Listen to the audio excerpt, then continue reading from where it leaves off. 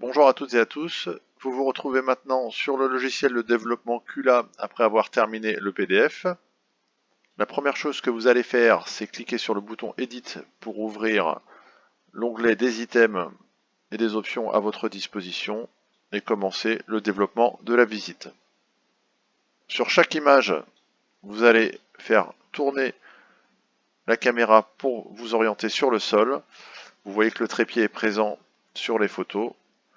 Vous allez aller dans Images, Urasset, sélectionnez le logo Trimo, vérifiez que vous êtes bien sur Floor si d'aventure le logo apparaît comme ça. Vous aurez de toute manière deux positions différentes pour l'ensemble des items. Et sur Floor, le logo vient recouvrir le support. Si vous avez besoin d'ajuster la taille, vous pouvez le faire avec ce bouton-ci. Et il ne vous reste plus qu'à redresser l'image et sauvegarder. Vous allez maintenant cliquer sur Current et ajuster ce bouton pour orienter l'image comme vous le souhaitez et donner le sens de la visite. Vous allez maintenant sélectionner les images qui vous intéressent pour pouvoir construire votre visite virtuelle. Comme elles ont été classées au préalable, il vous suffit de prendre l'image suivante, de la projeter sur le sol à l'endroit où se trouvait le trépied lors de votre prise de photo et d'ajuster sa taille pour lui donner de la consistance ou de la perspective. Si d'aventure vous avez des points supplémentaires comme ici, nous le verrons par la suite, mais vous pouvez comme ça donner de la profondeur à votre visite virtuelle.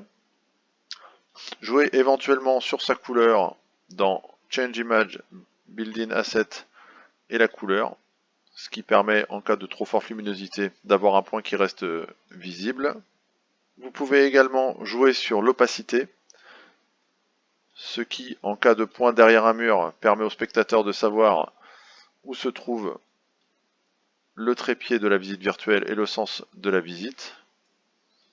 Et vous pouvez jouer également sur son positionnement, sol ou mur, en cas de porte fermée ou d'un besoin particulier. Une fois ce point placé, il vous suffit de sauvegarder et de passer à l'image suivante.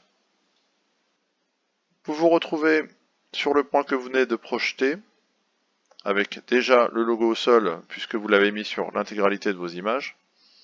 Il ne vous reste plus à nouveau qu'à placer le current, ce qui orientera tout de suite le sens de l'image lorsque votre spectateur la découvrira, et de placer les points qui vous intéressent.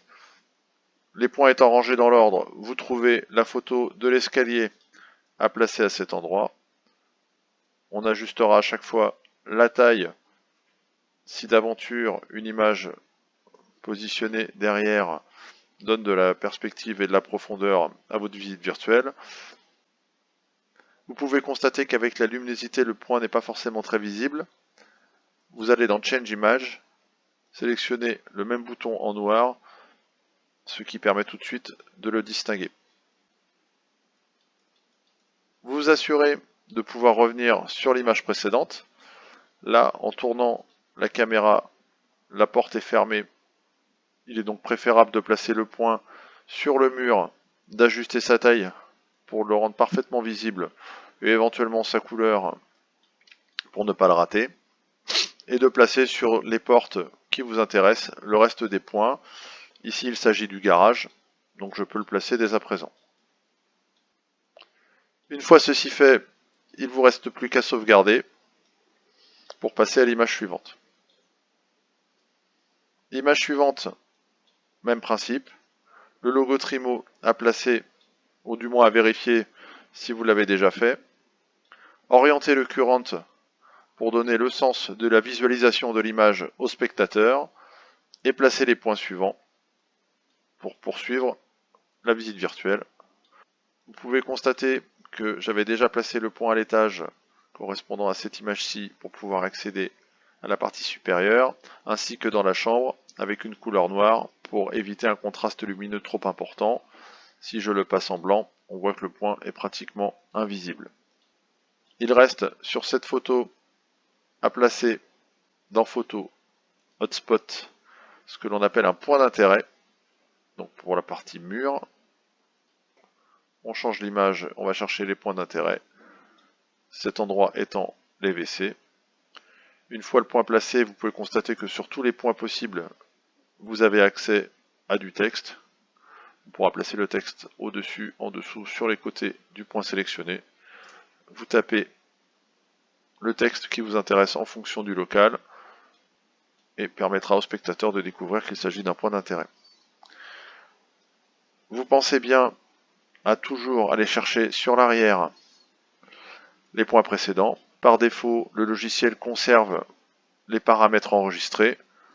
Vous retournez dans Change Image, sélectionnez l'item qui vous intéresse, vous repassez sur le mode sol et vous ajustez sa position. Vous pouvez également dès à présent projeter la porte, repasser pour le coup en wall, ajuster sa taille si vous le souhaitez pour donner cet effet de profondeur à votre visite virtuelle. Une fois cela terminé, vous sauvegardez et vous passez à l'image suivante. Quelques paramètres supplémentaires intéressants pour agrémenter votre vidéo et lui donner un petit peu plus de caractère. Vous avez notamment le Sun Effect qui sur un emplacement donné va accentuer la luminosité et vous donner un effet de rayon solaire sympathique. Vous avez également dans Photo le Level Correction qui permettra, si la caméra n'est pas droite, d'ajuster son positionnement. Et enfin, une petite astuce qui permet de cacher les plaques d'immatriculation en cas de besoin. Vous cliquez sur Texte et vous pouvez ajuster à l'intérieur la taille du texte, sa couleur. Donc vous cliquez sur Couleur, par exemple sélectionnez Noir sans transparence. Il vous reste plus qu'à taper un texte de la longueur par exemple d'une plaque d'immatriculation. Vous assurez que le fond est noir également. Et vous pouvez ensuite l'orienter avec rotation pour cacher une plaque ou un élément que vous ne souhaitez pas faire apparaître. Une fois l'ensemble des éléments traités, vous pouvez fermer le mode édition, passer en mode plein écran et tester votre visite virtuelle pour vous assurer que vous n'avez rien oublié, que ce soit sur le sol ou sur les murs. Vérifiez l'ensemble des points que vous avez placés. Une fois votre visite achevée et terminée, vous vous retrouvez sur cette page avec les autres visites présentes. Vous pouvez, sur les trois petits points, cliquer sur la vôtre, éventuellement l'éditer à nouveau si vous estimez que certains éléments sont à changer. Sinon, vous allez sur Share, Get Link, et il vous suffit de cliquer une fois sur le lien HTTPS pour le récupérer et l'envoyer à vos clients.